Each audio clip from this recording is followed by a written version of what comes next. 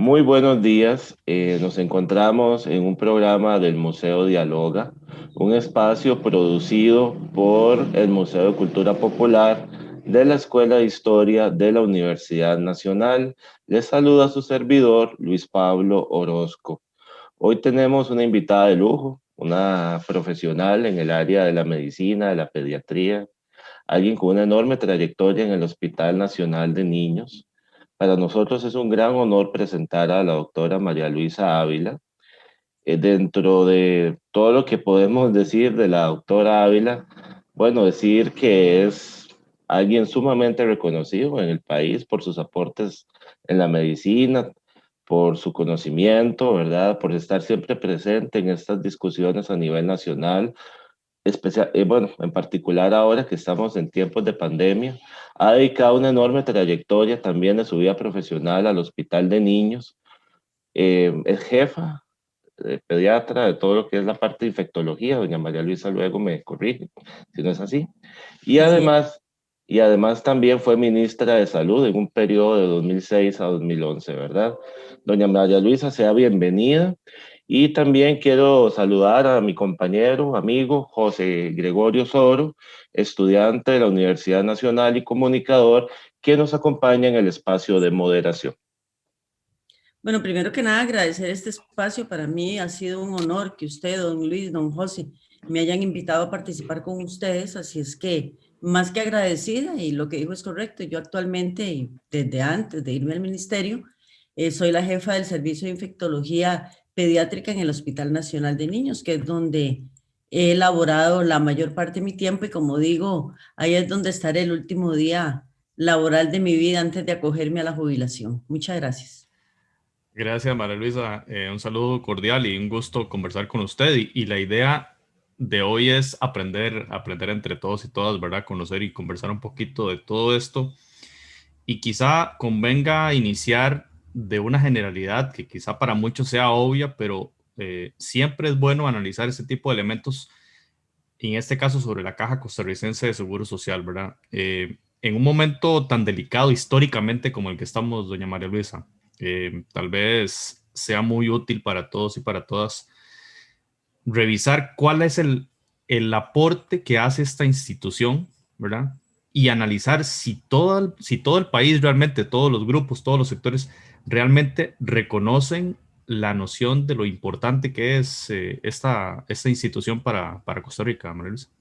Sí, primero me gustaría mencionar que Costa Rica tiene un sistema nacional de salud que está conformado por varias instituciones y que obviamente el ministerio es el ente rector que regula la salud, la producción social de la salud desde una visión de salud pública, porque obviamente nosotros nos enfocamos mucho en los servicios que brinda la caja porque nos atiende algo inmediato que es cuando nos enfermamos. O bueno, a veces lamentablemente no tan inmediato, pero el Ministerio de Salud tiene la enorme función, a veces poco reconocida, de producir salud, de prevenir enfermedad, que son conceptos muy importantes. Y volviendo a su pregunta, yo creo que luego de tantos años de contar con una institución como la Caja Costarricense del Seguro Social, lamentablemente muchas personas no ven el valor que esto tiene. Y usted muchas veces escucha o lee en redes sociales personas que dicen, yo pago mucho seguro y ¿para qué? Si nunca me enfermo. Y además, si me enfermo, van a tardar muchísimo para atenderme. Y se les ha olvidado algo muy importante. Aquí, ustedes, yo, cualquier persona, incluso personas con seguros por el Estado, si sufren en algún momento una condición grave, que Dios no lo quiera, como puede ser un cáncer, la necesidad de un trasplante de hígado, un infarto que requiere una enorme tecnología para que uno salga adelante, no importa la cantidad de seguro que usted haya pagado, la atención se le da de la misma manera, porque eso es precisamente una seguridad social solidaria. Y vean ustedes lo que está pasando en Estados Unidos, donde ellos están discutiendo cómo debería de ser el modelo de salud. Porque, bueno, en este caso el modelo de enfermedad, porque en Estados Unidos, si esta pandemia los dejó totalmente al descubierto, si usted no tiene dinero para que le atiendan su enfermedad, se muere. Y, si no, y tienen que tener muy buen dinero, un muy buen seguro para recibir tecnología de punta, a diferencia de acá que, como les decía anteriormente, usted incluso puede no ser asegurado que si llega en condición crítica se le va a atender. Y hablando más específicamente de su ámbito de acción, de trabajo, el Hospital de Niños, doña María Luisa, háblenos un poquito del aporte de esa institución y cómo ha enfrentado el Hospital de Niños la coyuntura actual de la pandemia. Sí, bueno, el Hospital de Niños, institución a la que amo, la verdad es que es un hospital espectacular y nosotros a veces nos sentimos muy diferentes al resto de la seguridad social precisamente porque atendemos a algo terriblemente valioso que son los niños. De hecho, ayer bromeaba con mi jefa de departamento porque ahora, a raíz de la pandemia, podemos ir al hospital en scrubs, con camiseta, tenis, pantalón de guardia, y yo andaba una camiseta azul de pediatra que decíamos los pediatras, nuestros pacientes son más lindos que los suyos, ¿verdad? Entonces es, digamos, como ese sentimiento de que nosotros estamos con una población no solamente muy vulnerable, sino que es una población que uno ama mucho. O sea, la mayor parte de la gente ama a los niños y creo que eso se refleja en lo que nosotros hacemos. Como ustedes saben, el Hospital Nacional de Niños nace como una necesidad de tener un centro especializado en pediatría, dado que antes del Hospital de Niños, los hospitales de adultos tenían servicios de pediatría. Y cuando se vino toda esta epidemia de la polio, ¿verdad? En los años 50, el doctor Carlos Sainz Herrera vio la necesidad de tener un centro especializado. Y así, a través de donaciones, que todavía el hospital sigue recibiendo bastantes, a través de donaciones se construye este hospital, que fue incluso el último que pasó a pertenecer a la Caja Costarricense del Seguro Social cuando se hizo la transferencia de hospitales, ¿verdad? Era manejado antes por una junta de salud y obviamente después ya pasó a formar parte de la Caja, de la Seguridad Social como tal. El aporte es enorme. Nosotros hemos contribuido mucho en lo que es la reducción en la mortalidad infantil, aunque no olvidemos, y esto me gusta siempre mencionarlo, los indicadores de mortalidad infantil y esperanza de vida al nacer no solamente son indicadores de salud, son indicadores sociales, porque usted puede tener el mejor hospital del mundo para atender a un recién nacido prematuro, que si esa mamá no puede salir de la montaña porque no hay una buena carretera, de nada le sirve a usted tener el hospital. Entonces las carreteras, la educación, el control, una madre bien nutrida, una madre que ojalá no sea adolescente, en buena condición, eso contribuye más a la reducción de la mortalidad infantil que el mejor centro del mundo, y eso todo el mundo lo sabe.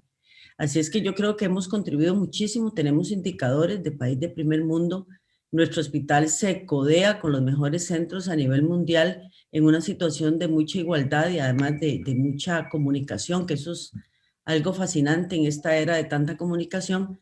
Así es que puedo decirle que, bueno, yo siempre lo digo, nuestro hospital es la verdad que maravilloso.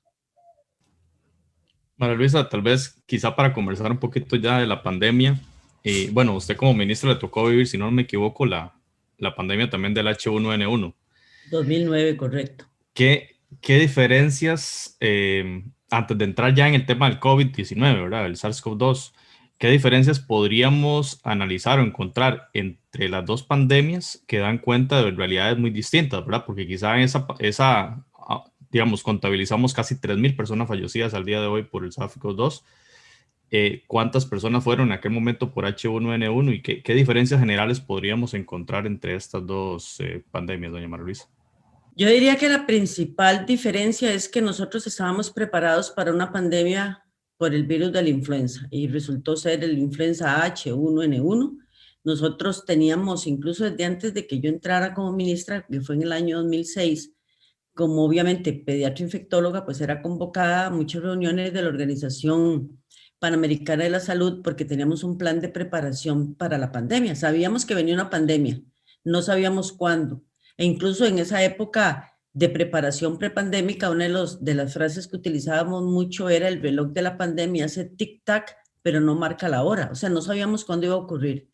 Se vino en el año 2009, hay que reconocer que México y el ministro de Salud, el doctor José Ángel Córdoba, un queridísimo amigo, alertaron muy tempranamente. Ellos no ocultaron ningún dato, más bien la información era, yo me acuerdo que en esa época yo hablaba como 2 o 3 veces al día con el doctor Córdoba y era una comunicación muy fluida. Y cuando ellos declaran allá que empieza a tener el problema, nuestra directora general de salud, que es funcionaria del Ministerio de Salud, la doctora Rosana García, precisamente estaba en México, entonces nosotros teníamos una información, pero de primera mano. Era impresionante cómo rápidamente teníamos la información. Entonces nosotros estábamos preparados para eso. Existía una vacuna desde hacía muchísimo tiempo, era cuestión nada más de adecuar la vacuna al nuevo virus, porque normalmente cuando se saca una vacuna de influenza protege contra 3 tipos de virus influenza o contra 4. En este caso rápidamente se sacó la vacuna que protegía contra la H1N1 y se le puso a una gran cantidad de la población de una manera muy rápida. Entonces yo le diría que la diferencia principal es esa, estábamos preparados. Por otro lado, el virus influenza y este nuevo coronavirus se comportan de manera muy diferente y desde el punto de vista médico hasta tienen diferentes receptores para ingresar al organismo. Este virus, el virus de la influenza, era más letal, mataba más gente, pero eso hacía que se diseminara menos rápidamente, porque un virus necesita un ser vivo para poderse reproducir. Entonces, si el virus llega y mata a alguien y lo mataba muy rápidamente, pues evidentemente esta persona no iba a contagiar a otros. Así es que, por supuesto que ahora ha muerto más gente y ha muerto más gente porque se ha enfermado más gente, ¿verdad? Eso es lo importante, se enfermó o se sigue enfermando una cantidad tan grande de personas que ese es el riesgo de colapso de los servicios de salud y, por supuesto, de un aumento en la mortalidad. En el caso de los niños, más específicamente, doña María Luisa, ¿cuál es el impacto que el virus SARS-CoV-2 ha tenido en Costa Rica? Con relación a eso, es muy interesante porque a nivel mundial los niños son los que han sido menos afectados. Hay muchas teorías al respecto. Entre esas teorías es que los niños, como siempre han tenido infecciones por otros coronavirus, los llamados benignos, que como ustedes saben, a los chiquitos a veces les decimos los mocosos, y precisamente porque siempre andan con mocos, lo que la gente llama las candelas de mocos. Si usted ve al chiquillo todo mocoso y luce bien, eso usualmente son infecciones muy benignas por coronavirus. Entonces tienen, por así decirlo, como algunos anticuerpos protectores. Los receptores también cambian. Los niños modulan mejor la cantidad de virus y no es que no se enfermen, pero se enferman menos grave. El impacto para ellos ha sido más que todo social. En la parte de no poder estar compartiendo con sus pares, lamentablemente la violencia que ha aumentado en contra de los niños, no tengo la cifra de Costa Rica, pero a nivel mundial es uno de los datos que se están mencionando. El hecho de no ir a la escuela, ustedes que son historiadores, pues obviamente recuerdan la historia de la generación perdida de los 80, de la que afortunadamente no fui parte en el sentido de que pude seguir estudiando, pero mucha gente de mi edad, un poco mayor o un poco menor, sabemos que no pudo completar su plan de vida porque no pudo seguir estudiando. Y ahora puede presentarse algo similar después de tanto tiempo de no ir a la escuela, de no ir al colegio. Muchos pueden desertar de esto. Sus papás con mala situación económica los van a sacar para ponerlos a trabajar y esto va a tener un impacto social a largo plazo, a mediano y largo plazo que realmente preocupa. Por otro lado, los niños también absorben de nosotros los adultos nuestra angustia, nuestros sustos, nuestros miedos. Entonces es una generación que puede estar muy temerosa. Así es que el impacto social y psicológico para los niños es parte de lo que a nosotros como pediatras más nos preocupa. Por otro lado, como los papás no salen, como hay restricciones, algunos niños que tengan alguna enfermedad que no se les haya diagnosticado a tiempo, pues también es parte de las preocupaciones. Y también los que tienen enfermedades crónicas, porque igual nosotros tenemos diabéticos, hipertensos, niños con problemas renales, niños con problemas neurológicos. Todos estos niños también pueden haber visto disminuida su calidad de atención y por lo tanto tener complicaciones. Así es que el panorama realmente es preocupante. Sin duda que ese tipo de afectaciones no directas, digámoslo así, van a ser muy interesante conocerlas a más detalle después, ¿verdad? Ya cuando haya pasado todo este mare magnum de la pandemia y cuando vengan nuevos análisis sobre eso. Doctora, yo quisiera conocer de su parte su opinión sobre cómo ha tratado el país en general el tema del COVID-19, ¿verdad? Cómo lo hemos atendido desde la parte estatal y cómo lo hemos atendido desde la población. No sé, tal vez algún análisis general como país, como generalidad, cómo hemos tratado este tema del COVID-19. Sí, bueno, los países que mejor les ha ido son a países que han tenido un sistema de salud, como el que anteriormente comentábamos, sólido. Costa Rica lo tiene. Así es que Costa Rica, a pesar de que se ha visto afectado, porque no podemos tapar el sol con un dedo y decir, ay no, si aquí no ha pasado nada, obviamente ha pasado cosas y muy graves. El país lo ha manejado bastante bien. Sin embargo, y es como los comentarios generalizados de todos los países, falta mucho en el tema de comunicación. Y obviamente eso es lo que uno quisiera que se hubiese mejorado desde el inicio. Si yo tuviera que hacer una crítica es que el ministerio y la caja han dejado espacios abiertos para que interlocutores no necesariamente validados se apoderen del micrófono y eso está mal. Porque uno para poder opinar, yo no le puedo decir a usted, no, es que esto ha sido un desastre, porque a mí se me ocurre. Yo tengo que saber que es un desastre porque he estado muy adentro de todo este problema y desde afuera uno nada más puede dar su percepción, su opinión, como lo estoy dando yo en este momento.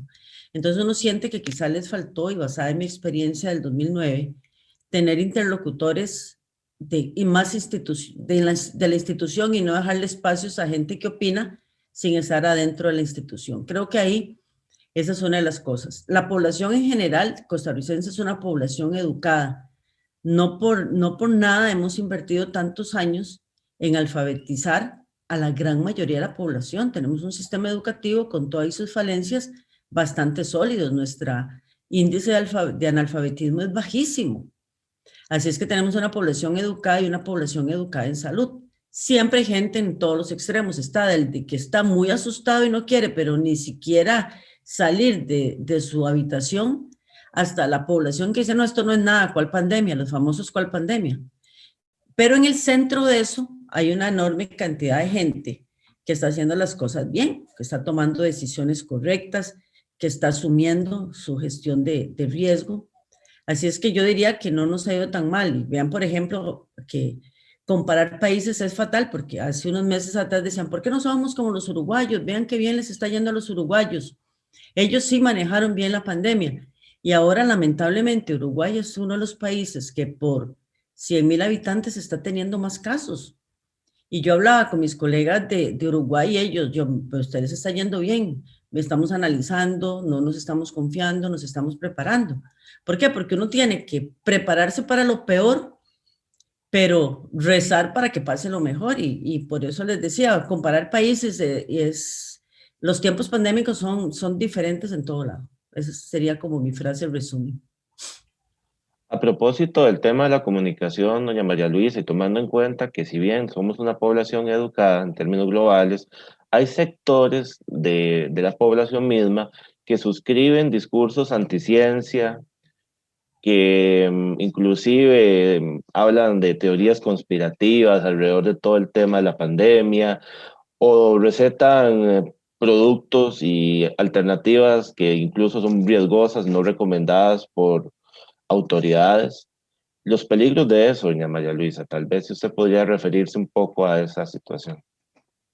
Eso es terriblemente peligroso. Precisamente ayer, en horas de la tarde, me mandaron un pantallazo de una persona que supuestamente es médico general, poniendo que en la Alemania nazi los médicos que le habían clavado vacunas a los judíos, les habían volado bala, que estábamos esperando aquí para empezar a hacer lo mismo.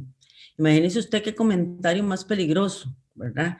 Y además qué comentario más ignorante con respecto a todo lo que fue el holocausto y lo que esa gente vivió. Una vacuna es para salvarle a usted una vida, no para matarlo. Así es que ese tipo de cosas, y además es también el mismo grupo que receta, entre comillas, este famoso dióxido de cloro, ¿verdad? Y otro montón de productos que no sirven para nada.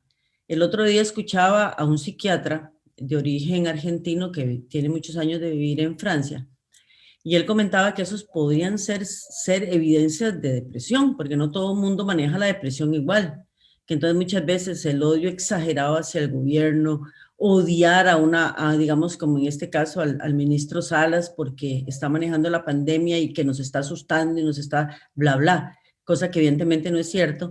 Todo eso es porque tenemos miedo. Y lo que pasa es que no reconocemos ni que nos estamos medio deprimiendo, ni que tenemos miedo, y que esas son parte de esas actitudes. Y ese es el otro tema. El otro tema es la salud mental. Nosotros necesitamos como país fortalecer todos los mecanismos para mejorar la salud mental de la población. Estamos enojados, estamos agresivos, estamos violentos. Vean ustedes los recientes hechos en carretera, donde por un choquecito, que obviamente a nadie le gusta que lo choquen, pero por un choquecito la persona se violenta de una manera tal que es capaz de golpear, o esta señora que en apariencia le tiró el carro a los ciclistas, cuando uno sabe que cualquier carro que yo ande es un arma poderosa que si le pasa por encima a un ciclista lo mato, así de sencillo. A mí no me pasa nada, le pasa de todo al ciclista. No importa que el ciclista tenga o no la responsabilidad, es que es el cuidar también a los demás. Entonces, todo esto son evidencias de mala salud mental y lamentablemente estas personas a veces se encuentran eco, pueden empezar a haber intoxicaciones que ya de hecho han ocurrido, o bien que la persona por estar tomando algo que cree que lo va a curar no consulte a tiempo y posteriormente tenga afectación a su salud por ello. Doctora, ¿qué podemos decir de los factores sociales que inciden en este tema de la pandemia, ¿verdad? Porque veíamos, bueno, llevamos año y una semana prácticamente desde el primer caso, el 6 de marzo del 2020. ¿Y qué ha pasado en medio? Recordemos el caso de las cuarterías en San José, recordemos el caso de las fincas o las grandes, el tema de la agroindustria en la zona norte, ¿verdad? Comunidades con bastante afectación en el mes de junio y otros factores sociales, pero ¿qué tanto peso o cómo se visibiliza ese factor social en el tema de la enfermedad? Porque lo usual es revisar las cifras, ¿verdad? Cuando veíamos las conferencias de prensa, que ya no son tan habituales, ahora creo que es una vez a la semana, pero cuando eran diarias, ¿verdad? Como que nos vuelve fríos ver nada más los números, ¿verdad? Hay ahora 15 casos nuevos, eran en los primeros días, luego cuando ascendimos hasta 1000, 1300, 1200, ¿verdad? Eran números, pero los factores sociales son determinantes. Tal vez un poquito analizar ese elemento, doña María Luisa. Sin lugar a dudas, José, sin lugar a dudas. De hecho, la salud se tiene que ver por los determinantes sociales de la salud. Y podemos empezar con el ejemplo de Estados Unidos. No es casualidad que en Estados Unidos la población que muera y enferme y muera más son los latinos migrantes y la población afrodescendiente, porque tienen menos condiciones sociales para hacerle frente a esta enfermedad. Y en todos los países ha sido lo mismo. Países con mayores inequidades, como está ocurriendo en la gran mayoría de Latinoamérica, son las personas que se ven más afectadas. No es lo mismo que a usted lo manden a cuarentena, usted está en su casa, tiene su salario, tiene su computadora, conexión a internet, puede seguir haciendo en cierta medida teletrabajo, su operación arroz y frijoles está resuelta. No es lo mismo que usted tenga que salir necesariamente a trabajar hoy porque vende productos en una esquina o en un parque, y si usted hoy no vendió, sus hijos hoy por la tarde no comen, donde evidentemente mandarlo a usted de cuarentena le va a ocasionar una grave afectación a su familia. Y está lo otro, si a usted lo mandan a cuarentena, a Luis, a mí nos mandan a cuarentena, nos quedamos en mi casa, viendo televisión, leyendo un libro, etcétera, etcétera.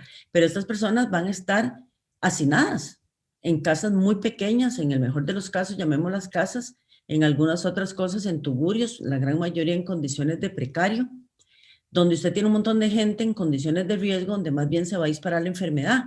Y recuerden el inicio de esto. Cuando esto empezó hace un año, las personas que más se afectaron eran una condición socioeconómica clase media alta, alta, que eran los que viajaban, los que venían de vacaciones, que habían ido a Estados Unidos, que por trabajo estaban fuera del país, regresaban, lo identificaban, se quedaban en la casa, no producían enorme cantidad de casos secundarios, entonces era muy fácil el rastreo. Porque entonces era Luis, que bueno, sí, es que Luis y yo cenamos ayer, ok, entonces usted es contacto, se queda. También vimos a José en la tarde, nos tomamos un café, entonces Jorge también, entonces ya, el problema de los contactos resuelto. Pero cuando ya empezó a pasarse a los barrios urbanos marginales, ya ahí usted tenía un problema, porque entonces era lo que usted decía, cuarterías. Aparece un caso en una cuartería donde hay 75 personas, muchas de ellas en condiciones indocumentadas, personas que tenían que salir, personas que no decían, es que tal cosa, no, yo no tengo síntomas, o no, yo no estuve en contacto, porque sabían lo que implicaba una orden sanitaria. Entonces es aquí donde obviamente la ayuda del Estado, esto de el bono que se les dio recientemente, el bono proteger, que lamentablemente pues vimos en las noticias que hubo mucho desorden en estos bonos, pues obviamente es lo que nos tiene que hacer reflexionar qué vamos a hacer nosotros en una siguiente pandemia. Porque una siguiente pandemia se va a venir, no sé cuándo, pero va a ocurrir otra pandemia. ¿Cómo lo vamos a mejorar? Igual, el tema de la brecha digital, el tema de los niños. No es lo mismo un chiquito en una casa donde los papás le dan su propia computadora para que se conecte todos los días, y si los papás trabajan, contratan a alguien que ayude al chiquito a conectarse y que lleve las clases, que en una casa donde son 4 o 5 chiquitos y lo único que tienen es un teléfono quizás prepago. ¿Cómo se conectan? O sea, esa brecha digital, esto nos va a producir un ensanchamiento social, sinceramente, no solo preocupante, sino también doloroso.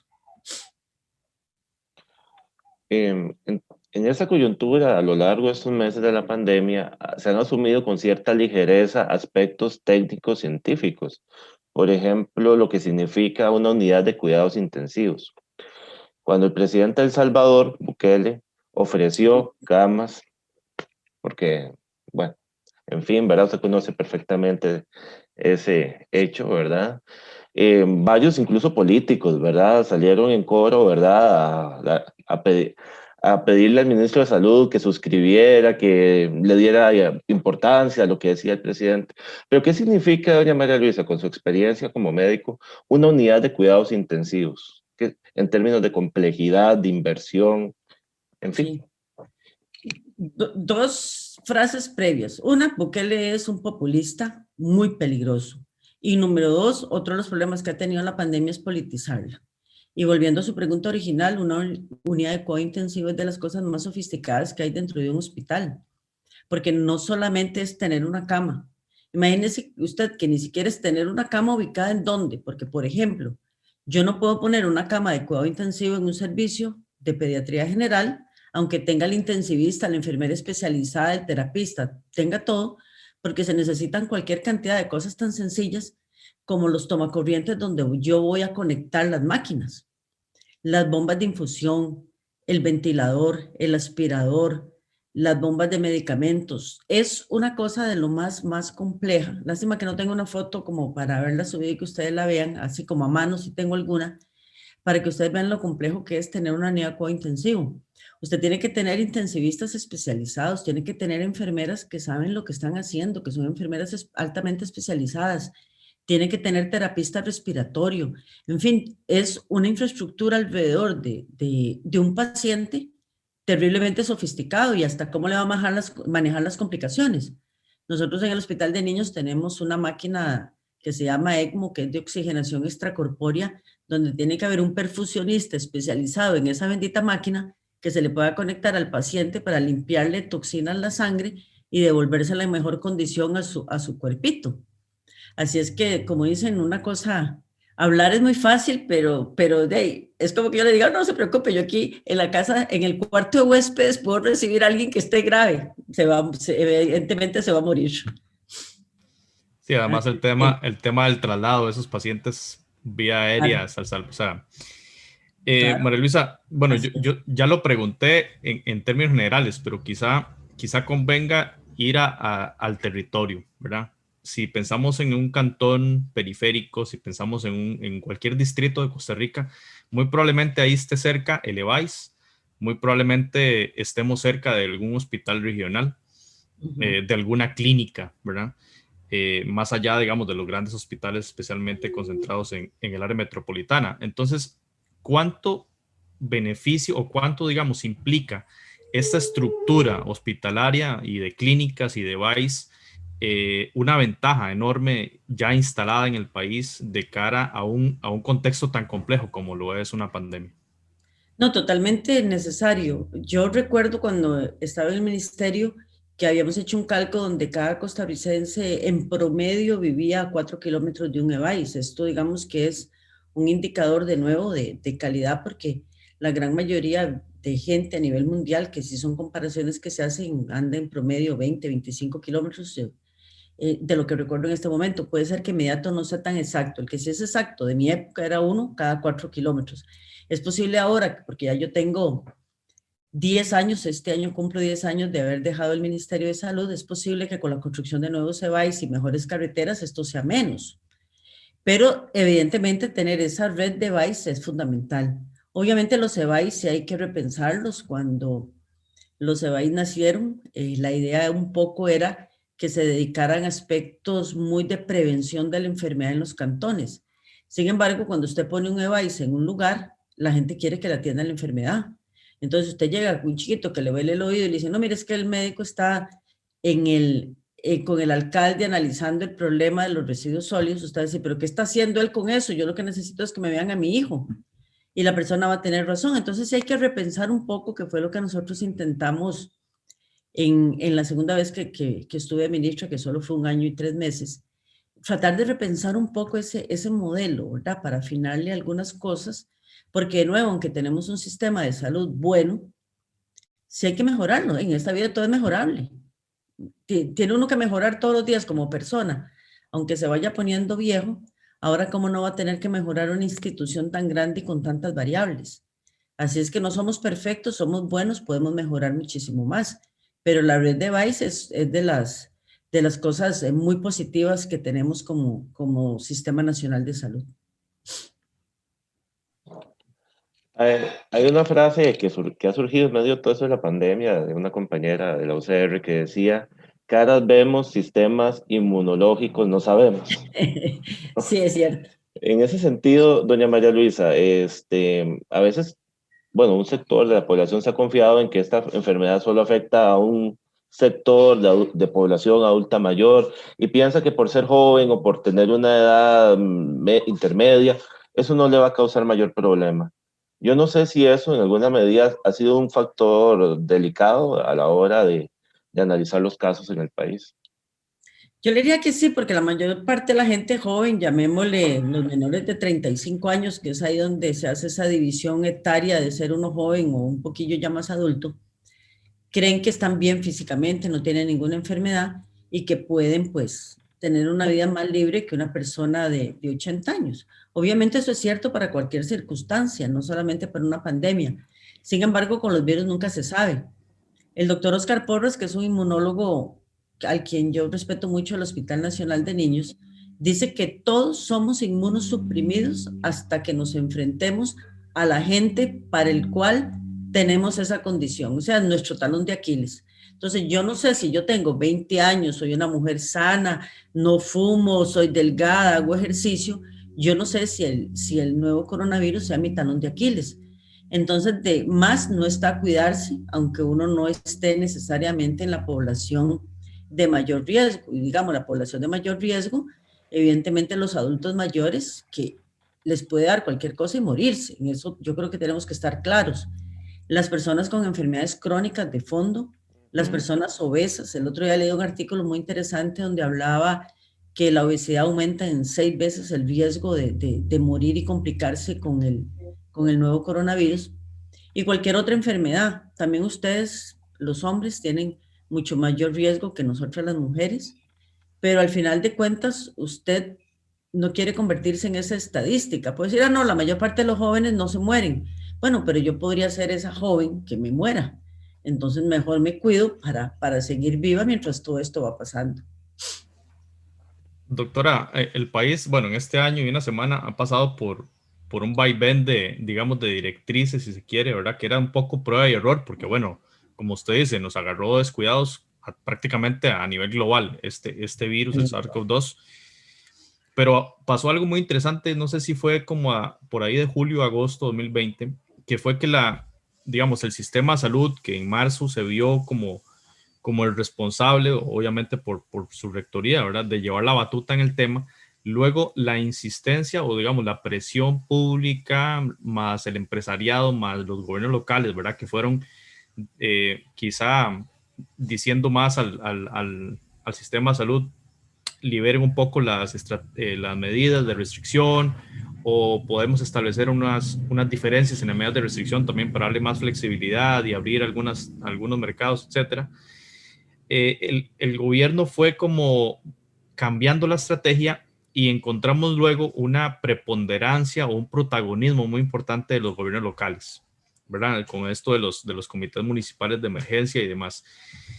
¿Cómo ve usted una posibilidad, María Luisa, de mejorar a nivel de salud en general, post pandemia, si se quiere, del involucramiento de las municipalidades, ¿verdad? De estos comités locales de emergencia, municipales de emergencia, y también de la participación ciudadana de acá a futuro, de acá en adelante, no solo, digamos, en temas de prevención, sino también en un contexto tan complejo como puede ser otra pandemia. Sí, es una excelente pregunta y yo soy una fiel convencida que el gobierno local tiene que asumir una serie de responsabilidades dentro de su territorio y que obviamente tiene que preparar gente, tiene que tener su comité de salud ante eventuales emergencias bien preparado. Pero lo que no pueden confundir son las funciones y la delegación de responsabilidades. Hay que entender que el Ministerio de Salud como ente rector es el que da los lineamientos que se tienen que cumplir y las municipalidades tienen que adherirse a ellas, ¿verdad? No puede ser que, porque de nuevo, y creo que es una frase que a cada rato se usa, no somos repúblicas independientes en los cantones de Santana, Escazú, Guanacaste, Cañas, etcétera, etcétera, ¿verdad? Sino que tenemos que cumplir un plan nacional de salud, no es como por ejemplo Estados Unidos, que son estados que pueden tener regulaciones diferentes. Nosotros no tenemos eso, así es que basado en eso hay que ver que la responsabilidad no se delega. Si la responsabilidad es del Ministerio de Salud y pasa algo, el Ministerio de Salud no puede decir, no, mira, es que el alcalde me dijo que lo quería manejar así. Bueno, ¿y quién era el responsable de esto? ¿Usted o el alcalde? Por ley, no, obviamente usted. Entonces, bueno, salado, qué mala suerte, usted cometió un error acá y lo hizo mal. Entonces yo creo que eso es lo que los alcaldes tienen que pensar por entender, ¿verdad? Yo sé que todo el mundo está presionado con el tema económico, eso es válido. También sé que hay algunas medidas que pueden ser discutibles y eso era absolutamente necesario hacerlo. Pero también hay que considerar, y de nuevo, los tiempos pandémicos son diferentes, pero Costa Rica las medidas de restricción que tomó, si usted compara con algunos otros lugares que hicieron un cierre absolutamente, Argentina, para poner un ejemplo, Panamá, que es nuestro ejemplo más cercano, nosotros tuvimos medidas bastante razonables, que nos molestaron, sí nos molestaron. Qué pereza no poder sacar mi carro hasta tal hora porque hay una restricción vehicular, sí, horrible, qué mala suerte, pero por ahora estamos en una situación de emergencia, no en un momento cotidiano. Ahora usted apunta al tema de la restricción vehicular, doña María Luisa. Mucha gente se ha indignado, alguna gente no entiende por qué se aplicó esa medida. Tal vez si podemos explicar el fondo científico y el impacto de esa idea, bueno, de esa iniciativa propiamente. Sí. Bueno, también hay que reconocer y recordar que esta pandemia es una pandemia muy diferente a la de antes. Si usted ve, en el año 2009, nosotros no utilizamos ningún tipo de restricción vehicular, ¿verdad? Ni tampoco pusimos una hora en que la gente tenía ya que dejar de circular, porque en ese momento eso no era necesario, o tampoco cerramos playas. Lo que básicamente hicimos fue eventos de concentración muy masiva, eso fue lo que se canceló. Todo lo demás, lavado de manos, es más, ni siquiera recomendamos uso de mascarilla generalizado como se está haciendo ahora, ¿verdad? Entonces, esto para decir que con esta pandemia no tenemos experiencia. La medida de la restricción vehicular es porque evidentemente, si usted sale de su trabajo y sabe que tiene que estar, que hay restricción a partir, póngale de las 7 de la noche, pues usted su trabajo se va para su casa. Si usted sabe que se puede quedar más, pues evidentemente se va a reunir con sus amigos, va a ir a visitar a alguien, va a hacer alguna otra cosa, y eso es lo que puede hacer que empiece la diseminación de los virus. La gente tenía razón en un hecho, bueno, yo no puedo usar mi carro, pero sí puedo irme en un bus que va tan súper lleno de gente. Entonces también es el tema del mezclar a las poblaciones. Algunos matemáticos hicieron a través de modelaje de datos un análisis muy interesante donde decían que la restricción vehicular sí funcionaba. Sin embargo, esto es algo que nos lo va a decir el tiempo. Pero de nuevo, tanto en medicina como en salud pública, uno toma decisiones basadas en el riesgo-beneficio, dándole como la posibilidad de que esta medida me funcione y que esto me reduzca. Pareciera ser que sí, pero todavía eso le falta muchos análisis, porque de nuevo, muchas de las medidas que se toman no son medidas que venían sustentadas por un apoyo de una previa pandemia donde esto funcionó, porque eso no existió. Por ejemplo, cerrar las playas a tal hora, es un ejemplo de ello, ¿verdad? Entonces, bueno, esto es como un estira y encoge, ver qué me está dando resultado y recordarle a la gente, y es una frase que yo siempre cuando hablamos del tema les digo, el único bien que usted no va a lograr recuperar nunca es el de la vida, la suya o la de las personas que usted quiere. Obviamente, pues, hablando del privilegio, como diría la gente, yo no perdí mi trabajo, trabajo en el hospital de niños, más bien el año pasado ya he tenido más trabajo por todo el tema pandémico, pero eso no significa que no entienda a la gente que perdió su trabajo y que la está pasando mal. Pero perder el trabajo, pasarla mal y además morirse, o ver uno morir a una persona de su familia, pues evidentemente agrava el mal momento. Doctora, se trata de una pandemia con una circunstancia muy interesante. Bueno, es obviamente una afectación global. Las medidas que cada país tomó son diferentes, entonces no podemos comparar, como ya usted lo mencionó anteriormente. Países que son más flexibles, otros que son completamente abiertos, como el caso de Suecia, otros completamente restrictivos, y aún así en todo lado hubo una afectación grande. Usted acaba de mencionar el tema de Uruguay, estaba revisando acá las cifras y es completamente opuesto a lo que veíamos si siquiera hace 3 meses, ¿verdad? Cuando se hablaba también del país ejemplo, es decir, a todo mundo lo afectó tarde o temprano, ¿verdad? Recuerdo que en algún momento, y especialmente después de Semana Santa en 2020, hubo días en que hubo 1 o 2 casos versus septiembre, octubre, cuando teníamos 1,200 casos diarios. Entonces se trata de un virus que va presentando, ¿verdad?, una especie de montaña rusa en las cifras, va alterando todo. Y en el país se esperaba un escenario muy negativo, como usted lo indicaba antes, hay que prepararse para el peor de los escenarios, y era la saturación hospitalaria, que dichosamente no llegó. Sin embargo, María Luisa, nos tomó por sorpresa los datos de enero, ¿verdad? De cómo de repente los casos empezaron a la baja y todavía hasta el día de hoy, a mediados de marzo, siguen a la baja. ¿Qué sucedió? ¿Cómo podríamos explicar este tema de que cuando esperábamos lo peor, justo sucede todo lo contrario, por dicha y para dicha de las personas, ¿verdad? Porque todo fue, digamos, contrario a ese escenario negativo que se esperaba. Sí, ojalá que sigamos así. Esto tiene varias explicaciones, ¿verdad? Obviamente pueden haber más, y yo empezaría diciendo que las proyecciones son solo eso, proyecciones, no son sentencias. Así es que desde ahí hay que empezar a analizar el tema. Estos virus usualmente son estacionales, entonces podría ser que el virus entre en una especie de estacionalidad. Tenemos que reconocer que ya hay mucha gente que se pudo haber infectado, que no tuvo síntomas y que en este momento el virus no lo va a atacar. Eso es lo que se llama agotamiento de susceptibles, que uno también lo ve, por ejemplo, con el dengue. Ustedes han visto que a veces el dengue sube mucho, después pasa unos años bajos y otra vez vuelve a subir. ¿Por qué? Porque el susceptible se va agotando y después cuando aparecen nuevos susceptibles se vuelve a levantar. Esto puede pasar con este virus. A las personas que les dio la infección, pero no la enfermedad, puede ser que sus anticuerpos los protejan por un tiempo, que se calcula que es quizás 90 días, un poquito más, un poquito menos, y que después de ese tiempo esos anticuerpos caigan y sí puedan volverse a infectar, porque hay todavía muchas cosas que no se saben. Entonces, agotamiento de susceptibles es una de esas. No hay que menospreciar las medidas que se han venido tomando, también influyen. Obviamente todavía la vacunación no, porque se ha vacunado una pequeña cantidad de la población, que ese es otro tema interesante a comentar. Y lo otro también es las condiciones climáticas. Ahora estamos en muy buen clima, es un clima muy ventoso, la mayor parte de la gente pasa con las puertas abiertas, las ventanas abiertas, pasa fuera de la casa, no está en lugares cerrados, y ya sabemos que lugares abiertos y ventosos, en este caso, van a ser de menos riesgo a estar metidos todos en la casa. Hay que esperar a ver cuando empieza de nuevo el invierno. Un aspecto que preocupa en el tema niños es si una vez que la población adulta se enfermó o está vacunada, si este virus eventualmente se pueda trasladar hacia la población pediátrica.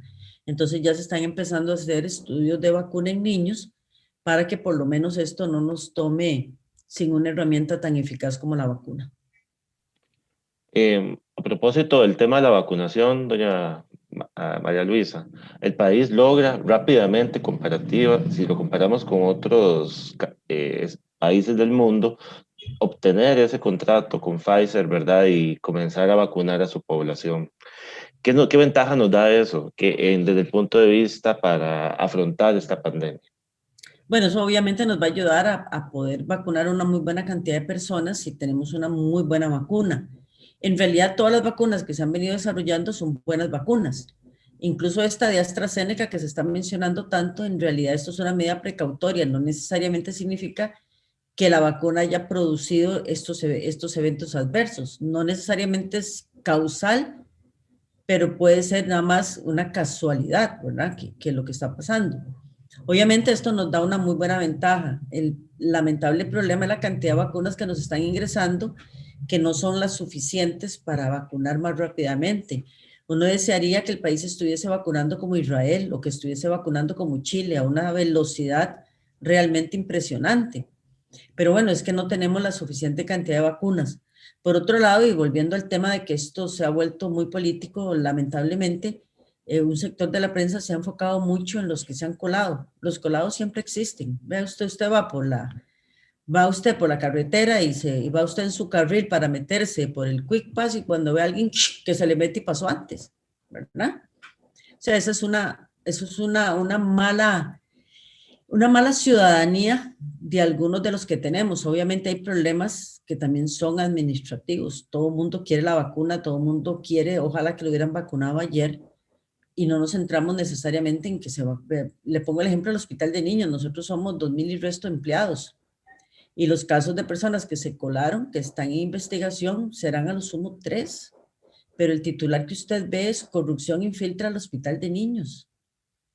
Y entonces corrupción ya por eso piensan que es y conste que yo no estoy a cargo de la vacunación dentro del hospital, porque eso le toca al Comité de Infecciones Nosocomiales y Vigilancia Epidemiológica. Pero yo sé el trabajo que ellas, porque son todas chicas, han venido haciendo. Han sido muy rigurosos con eso. Pero siempre puede haber algún error, alguna persona que se coló, alguien que no se dio cuenta, y no necesariamente indica que es un acto de corrupción. ¿Que hay actos de corrupción? Probablemente sí, ¿verdad? Pero bueno, para eso está la investigación que se tiene que hacer y hay que caerles con todo el peso de la ley administrativa. Pero bueno, pero volviendo a eso, no quisiera que vacunáramos más. Nosotros necesitamos al menos un 60% de la población vacunada para que ya pudiéramos hablar de inmunidad de rebaño. Y todavía estamos un poco lejos de eso. Las vacunas han estado entrando a manera más acelerada. Ya aparentemente llegaron los congeladores ultrafríos que permiten mandar más cantidad de vacunas hacia el resto de las provincias para que puedan distribuirlas más rápidamente. Pero sí, la vacuna, sin lugar a dudas, es una herramienta muy útil que esperemos esté disponible para todos, como lo dijo el presidente Alvarado y el ministro Salas. Doctora, esa inmunidad colectiva, bueno, sabemos que no va a llegar muy pronto por eso que usted acaba de mencionar, que son las cuotas o la cantidad de vacunas o de dosis que llegan semana a semana. Pero, por ejemplo, si este sistema, digamos, de generar grupos de vacunación, especialmente el grupo 2, ¿verdad? Que se trata, bueno, el grupo 1, toda la gente que está en la primera línea, y el grupo 2, que se trata de las personas mayores de 58, una vez que estén estos dos grupos ya con sus respectivas 2 dosis, si es en el caso de Pfizer, solo esos 2 grupos, digamos, ¿cuánto beneficio va a traer? Porque uno supondría, si el promedio digamos, de edad de las personas que han fallecido es de 70 años, y si ya tenemos el grupo 2 vacunado, ¿cuánto beneficio puede traer esto en términos, por ejemplo, de hospitalización y de letalidad que se va a evitar? Sí, muchísimo. Realmente los datos de los israelíes que están vacunando con la misma vacuna de Pfizer, ellos llevaban un 36% de la población meta vacunada y ya empezaron a notar una disminución súper importante, más del 50% en mortalidad y en hospitalizados. Chile todavía no reportaba esos datos, todavía tienen muchos casos a pesar de que han estado vacunando tanto. Israel, y son datos súper interesantes, también ya ahora con la segunda dosis que se ha aplicado, pues ellos han estado teniendo la menor cantidad de casos. Pero bueno, nosotros cuando ya tengamos a toda esta población vacunada, pues obviamente va a ser de enorme beneficio. También hay que considerar, porque ustedes posiblemente oyeron toda la discusión de que no, primero tenemos que vacunar a los más viejitos porque son los que más se mueren. Suena lógico y suena muy loable, ¿verdad? Incluso suena de muy sentido común, pero lamentablemente, de las cosas que no se discutieron es que la mayor parte de los estudios de investigación no incluyeron a personas de tanta edad, que obviamente el sistema inmune nuestro también envejece. Entonces, la cantidad de anticuerpos que produce una persona de 90 años no es la misma cantidad de anticuerpos que produce una persona de 50, de 60 años, pongámoslo así. Y no solamente la cantidad de anticuerpos, qué tan neutralizante es ese anticuerpo para el virus. Entonces, si usted solo vacuna a esa población, como alguna gente sugirió, y se viene de atrás para adelante, o más bien de adelante para atrás, puede ser que no logre tanto efecto. Se tiene que vacunar también a los que están alrededor de esos adultos mayores. ¿Y quiénes son? Las personas mayores de 50 años, porque son nuestros papás o son nuestros abuelos. Así de sencillo. Entonces, si usted vacuna aquí y va para acá, va a lograr un mayor efecto. Pero bueno, ustedes vieron toda la discusión, yo diría que sin sentido, de la gente que es lógico, tenemos que vacunar porque son los que más están muriendo. Y la gente no tomaba en cuenta eso. Bueno, ¿cuánto responde a la vacuna? ¿Quiénes son las personas que están a su alrededor?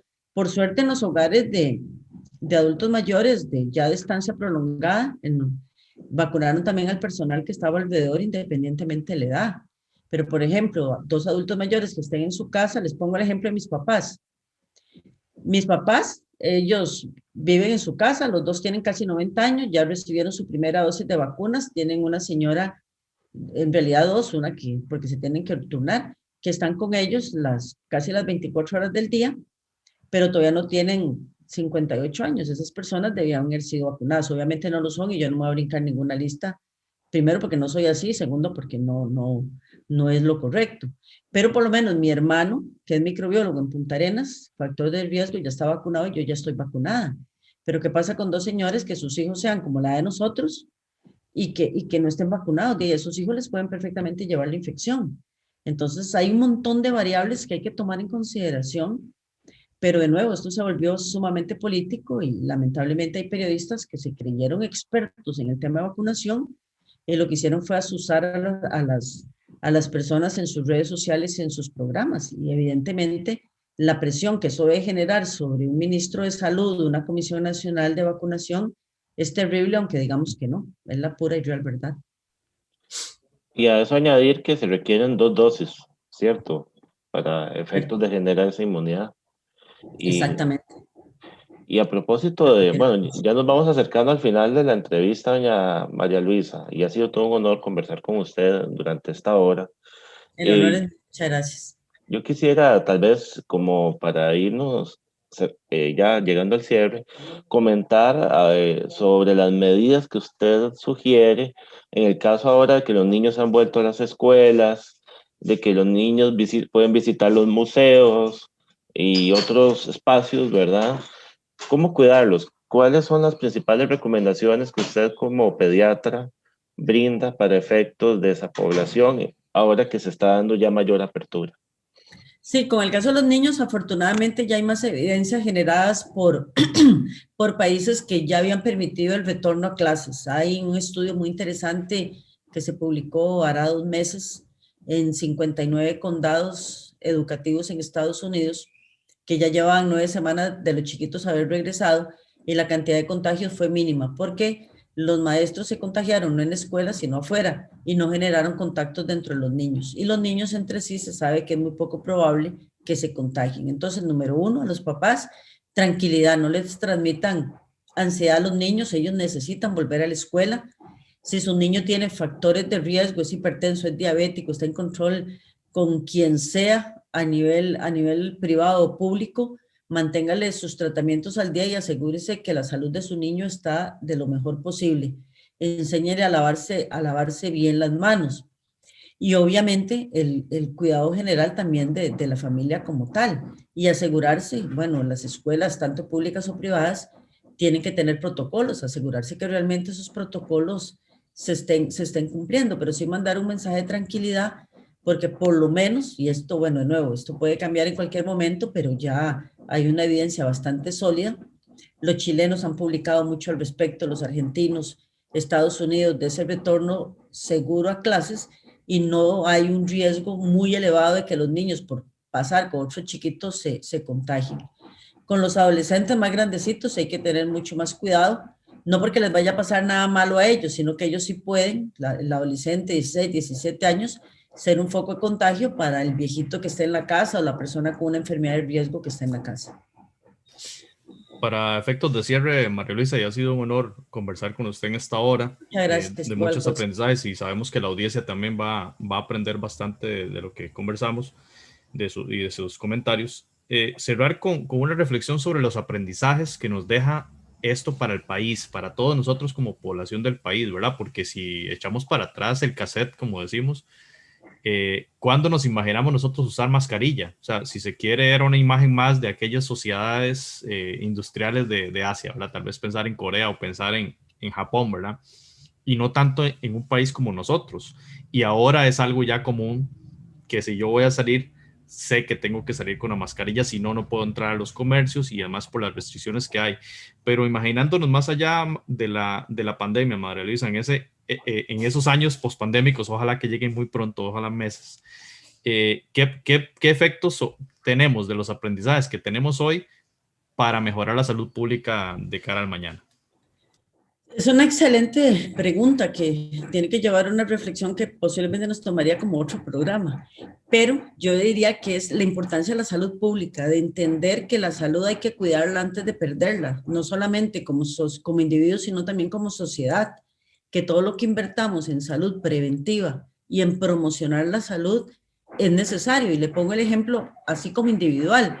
Si usted se ha cuidado de su salud, aunque usted es un hombre joven, ha hecho ejercicio, no fuma, se mantiene saludable y se enfrenta ante este virus, probablemente le va a ir mejor que si no lo hizo. Lo mismo que nosotros las personas de mayor edad, si nos hemos mantenido relativamente sanos, enfrentarnos hacia el virus nos da un poquito más de tranquilidad, ¿verdad? Entonces, tengo que cuidar mi salud antes de perderla, tengo que promocionar mi salud, tengo que cuidar mi salud mental, tengo que tratar de ser empática con los demás, no poner, mucha gente dice, es que hay que ponerse en los zapatos de otro. Yo diría que no, porque pueden ser zapatos más grandes, más pequeños, que no sean de mi color, que no sean esto. Lo que hay que hacer es empáticos, entender que todos tenemos diferentes necesidades en cuanto a todo, pero en específico en este caso a la salud, y tratar de resolverlo. Y por supuesto, prepararnos mejor como sociedad en el futuro, desde el punto de vista social y desde el punto de vista económico, que también son determinantes de la salud. Bueno, muchísimas gracias, doctora María Luisa Ávila, por compartir esta hora con nosotros, una hora bastante didáctica en temas de salud, niñez y pandemia. Le agradecemos muchísimo su tiempo, le agradecemos también al compañero José por su excelente moderación, y esto ha sido un espacio más del Museo Dialoga, un espacio dedicado a la cultura, a la educación, a la salud, a la historia, a temas que nos interesan a todos. Nos vemos en una próxima edición. Muchísimas gracias, ha sido un gusto. Igual.